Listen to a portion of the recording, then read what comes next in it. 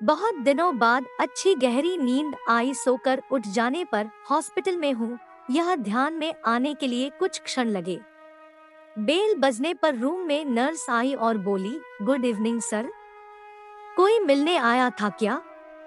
नहीं, नर्स ने कहा। बड़ी देर सोया था इसलिए पूछा।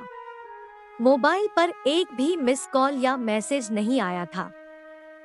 अभी कैसा लग रहा है? नर्स बोली, प्रचंड बोर हो गया हूँ। 3 दिन में वह पियून अंकल को छोड़कर दूसरा कोई भी मिलने नहीं आया। सब के सब इतना भी क्या बिजी होंगे? अपना कोई हॉस्पिटल में है, इसकी कोई चिंता है कि नहीं? नर्स बोली, पर मैंने कुछ जवाब नहीं दिया उसे। सॉरी, मैं जरा ज्यादा ही बोल गई। नर्स बोली, जो सच है वही तो बोल रही हो आप। मैंने कहा, ब्लड प्रेशर चेक करते समय तो 2 से 3 टाइम सॉरी बोलकर नर्स चली गई। वैसे नर्स का बोलना मन को लगा।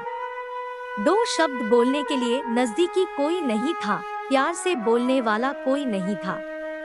बहुत बुरा लगता था। एकदम से रोना आ गया। मन भर आने के बाद शर्ट की स्लीव से आंखें पोंछी। सर में विचारों का पंखा जोरों से घूमने लगा। अस्वस्थता बढ़ी। आज मुझे किसी चीज की कमी नहीं थी। बड़ा बंगला, फार्म हाउस, 3 गाड़ियां, बहुत सारा बैंक बैलेंस, सोशल स्टेटस सब है। तब भी मन शांत नहीं। किसी की तो कमी हो रही थी। हर कोई स्वार्थी होता है। मैं काफी होशियार, चालाक, बुद्धि, लेकिन दुराग्रही स्वभाव की वजह से कभी भी पसंद नहीं आता था किसी को। मोहफट था, इस वजह से ज्यादा दोस्त नहीं थे और जो थे वह भी दूर चले गए। पत्नी को भी दोस्त नहीं बनने दिया, उससे हमेशा अंतर पर रखा। सांसारिक और शिशु का गृहस्थी होते हुए भी हमारे में दूरियां हमेशा थी। पैसों की वजह से बुढ़ापे में माँ पापा के मन को भी दुखाया। बड़े भाई को फंसाकर सारी संपत्ति खुद के नाम पर कर ली। इतना सब करने के बाद क्या मिला?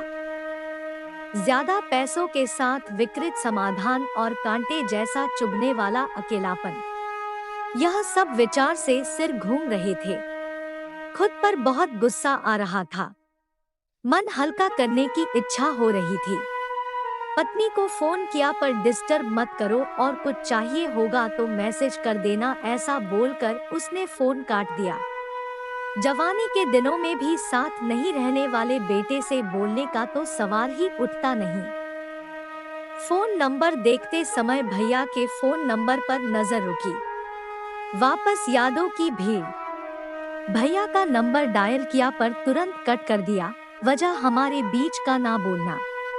3 साल पहले हमारा बहुत बड़ा झगड़ा हो गया था। उसके बाद बड़पन दिखाकर भैया ने सब कुछ भूलना चाहा, पर मेरा ईगो बीच में आ गया, इसलिए अब मुंह खोलने की हिम्मत नहीं हो रही थी। तब भी बोलने का मन हो रहा था। बाद में हिम्मत करके नंबर डायल किया और आंखें बंद कर ली। फोन उठाने के बाद भैया की आवाज आई, भैया मैं बोल रहा हूँ। अभी तक नंबर डिलीट किया नहीं क्या तूने? छोड़, कैसा है तू? फोन क्यों किया? तभी मैं भैया को बोला, आपका गुस्सा समझ सकता हूँ भैया, बहुत गलत बर्ताव किया मैंने आपके साथ। मीठी मीठी बातें करके फंसाया आपको। मन में जो भी था वह सब धार धार बोलने लगा। तभी भैया बोले, मुद्दे की बात बोल, गड़े मुर्दे मत उखाड़। हमारे बीच अब कुछ भी नहीं बचा। भैया ऐसा मत बोलो, मैं तो सिर्फ बोल रहा हूँ। आप तो पैसों के कारण भटक गया था मैं। भैया भूल हो गई मुझसे, बंटवारा हो गया, अब कुछ भी बचा नहीं, मुझे माफ कर दो। मैंने बोला पर भैया की तरफ से कुछ भी जवाब नहीं आया। मैं सुन रहा हूँ, बोल क्या काम था? मुझसे से पहाड़ इतनी भूल हो गई है भैया, तुझे कहा ना मुद्दे का बोल। जो हुआ वह सब भूल जाओ भैया। ठीक है, भैया बेमन से बोले, पर मैं बहुत ज्यादा भावुक हो गया। तभी भैया बोले तुम्हारा हो गया होगा तो फोन रखता हूँ।